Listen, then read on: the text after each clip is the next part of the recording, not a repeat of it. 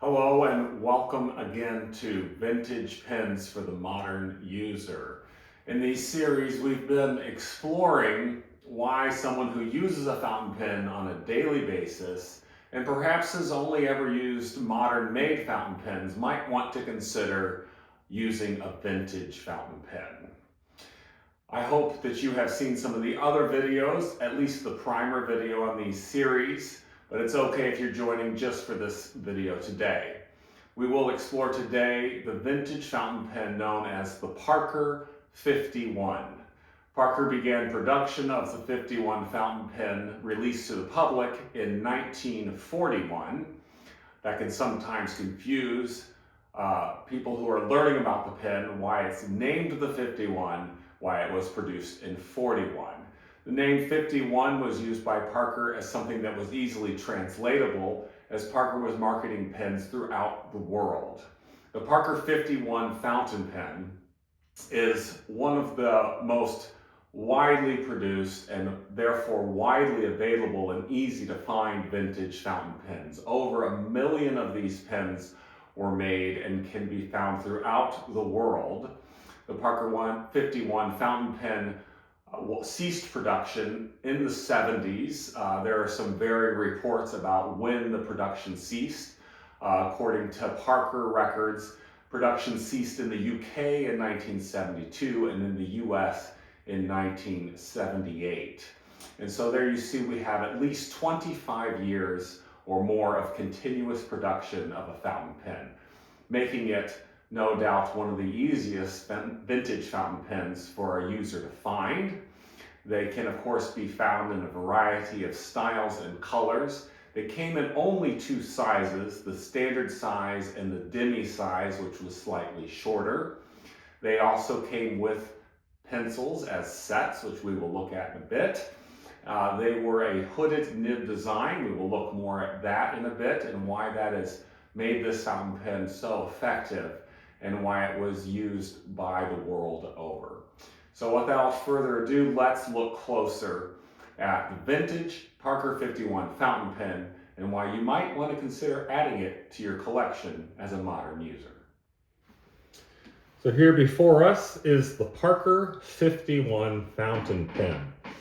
As stated, this pen was produced by Parker beginning in 1941 and ran through 78 in the United States. It incorporated something known as a clutch cap. For modern users, you can think about it as a slip cap. You simply slip the cap off.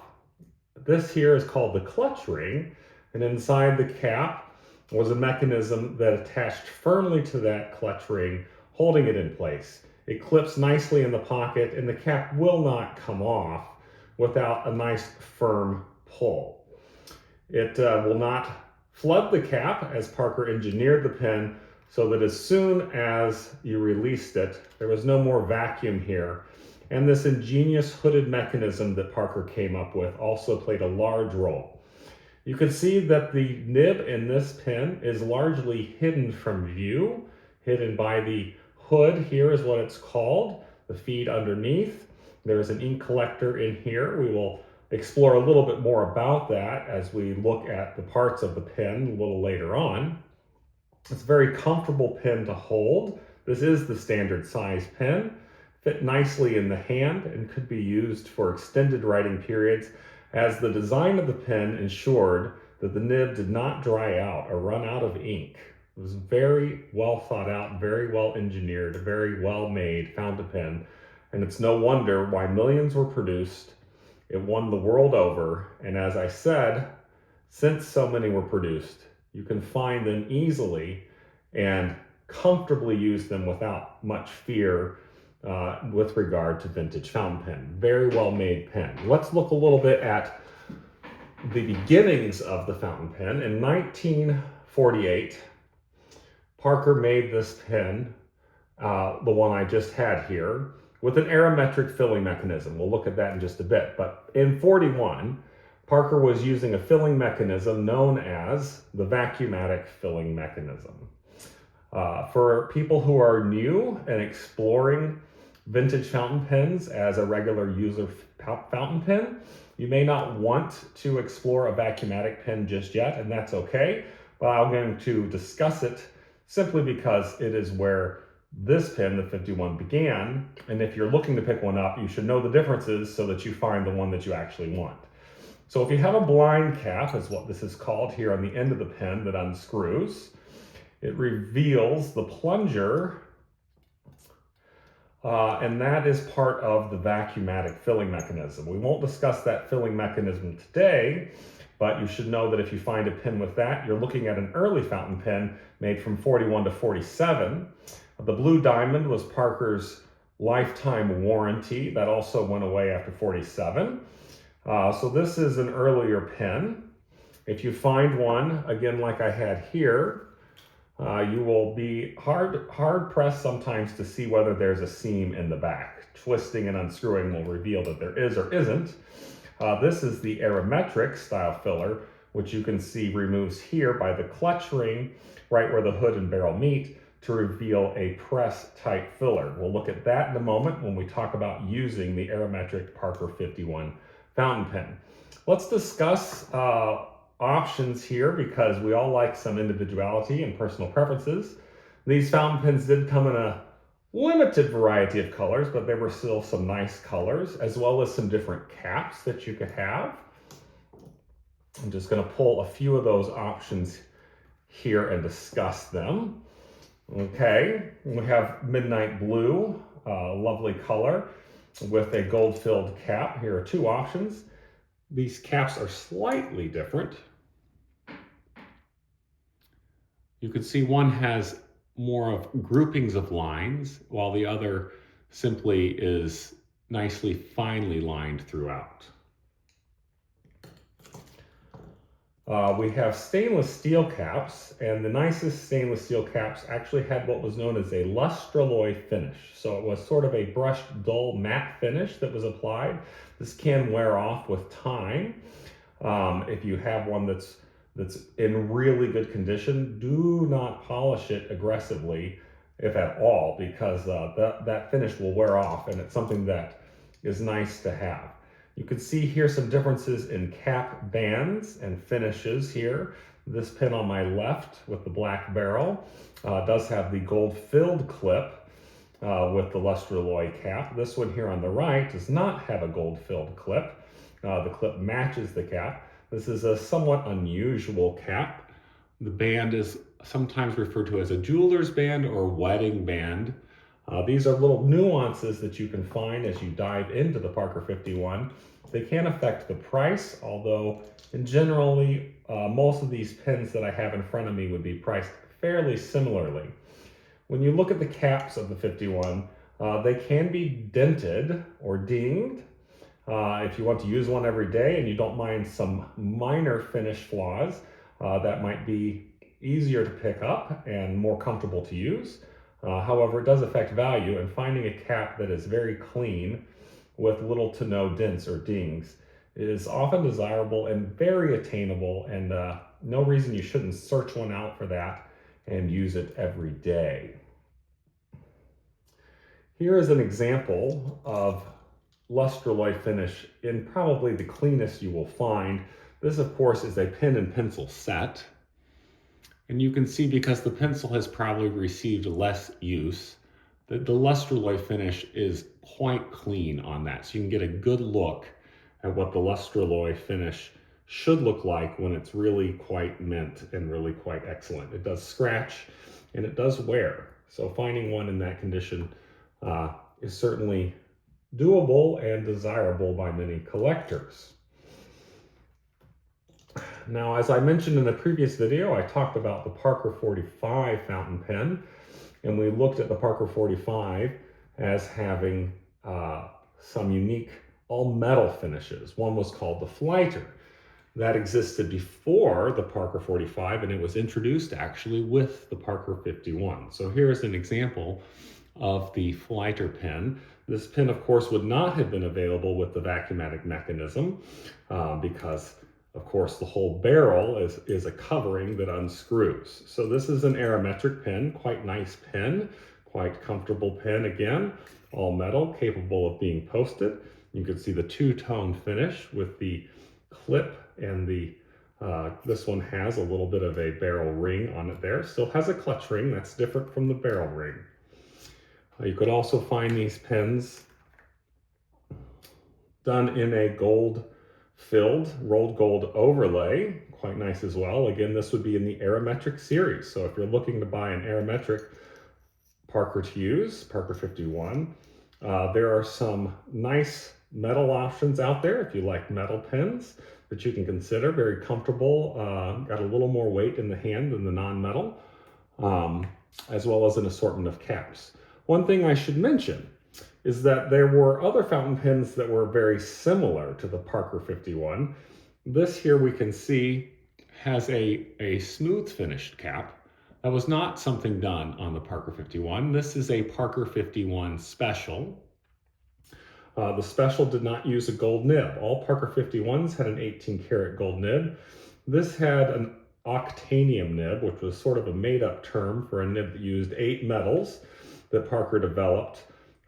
Still used the 51 filling mechanism, slightly different in the construction here on the back of the press filler, and still used the collector in the hood, and the quality of materials was the same, but the Special was just using a different nib.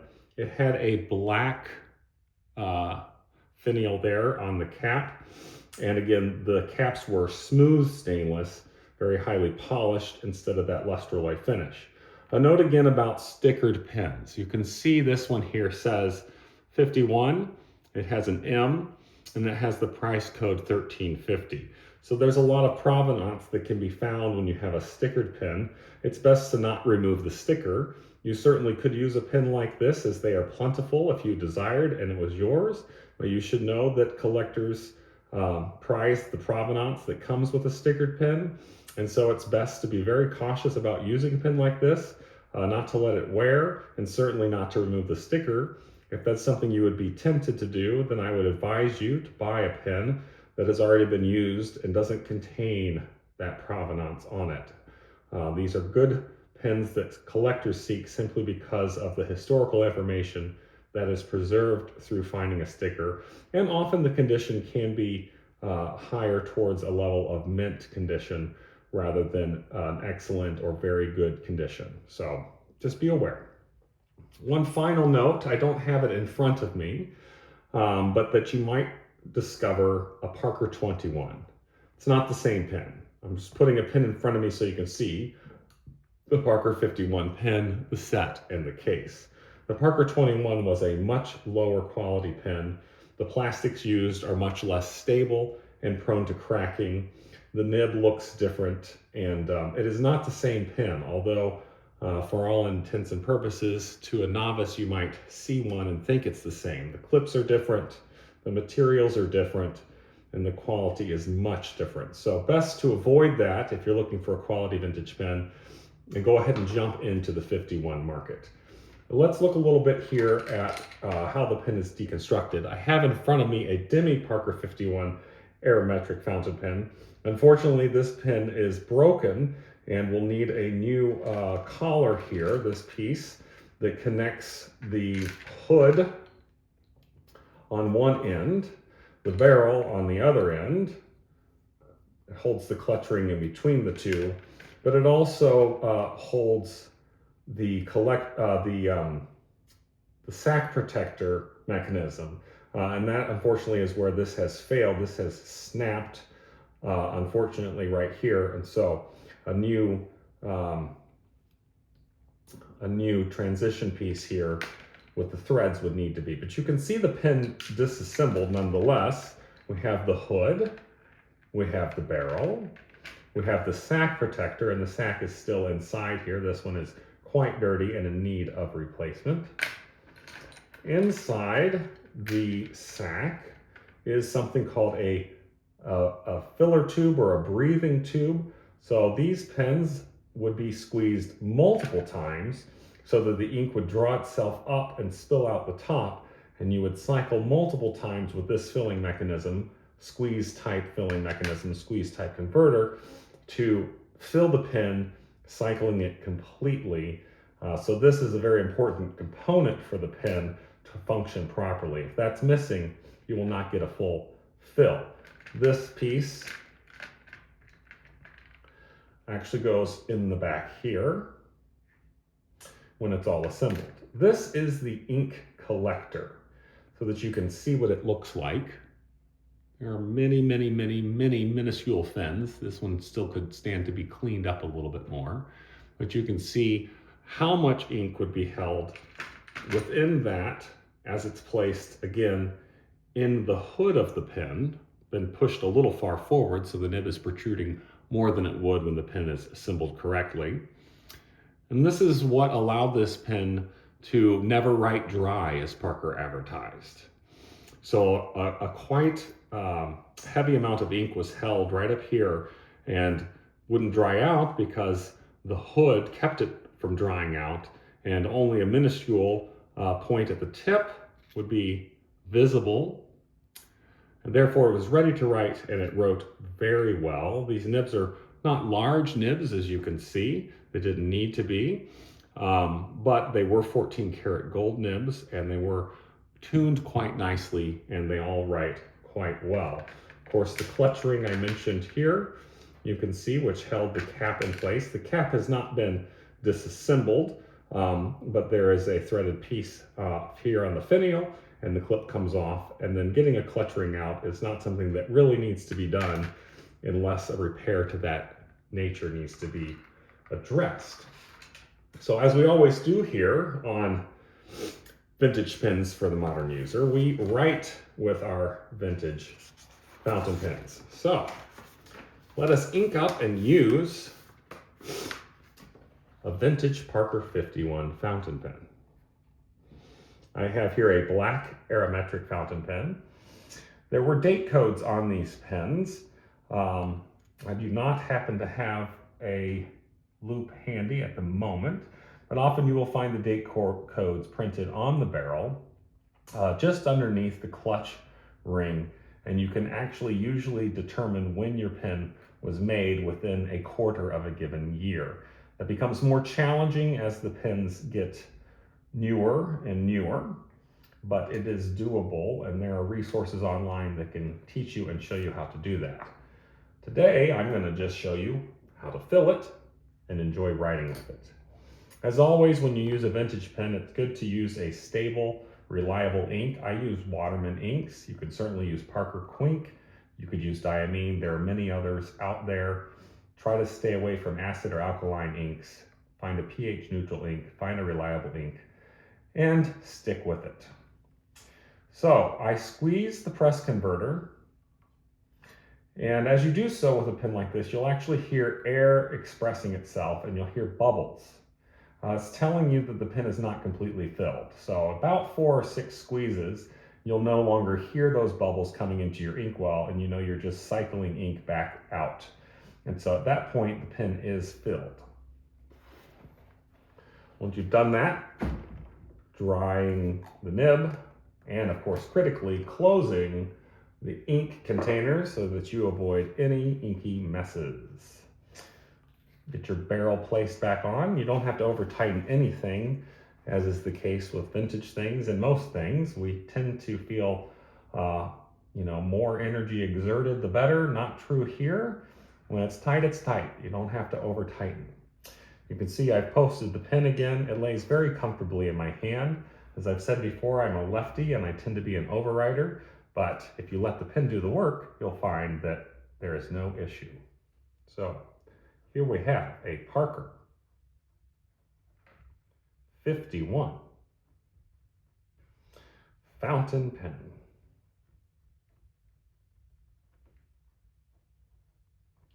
With the aerometric filler.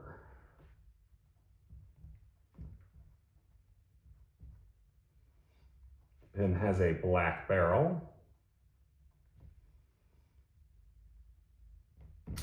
and gold-filled cap.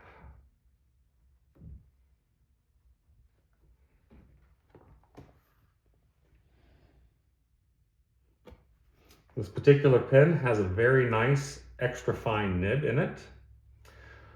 When you consider the options for nibs, you would be welcome to know, or like to know rather, that the Parker 51 does have a nice array of nibs. You won't find a flexible nib with this fountain pen simply because the design of that wrapped nib around the collector and the hood, etc., really makes it nigh impossible to have a flexible nib. You can, however, find extra fine, fine, medium, broad, and even occasionally stub.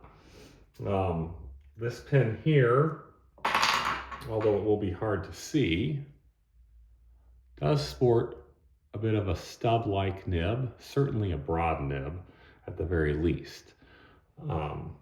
With pens as plentiful as this, if you found one that was a good user and you wanted to write with it, and you had a stub nib and you wanted to customize a broad into a little more stub italic, cursive italic, I think these pens are plentiful enough.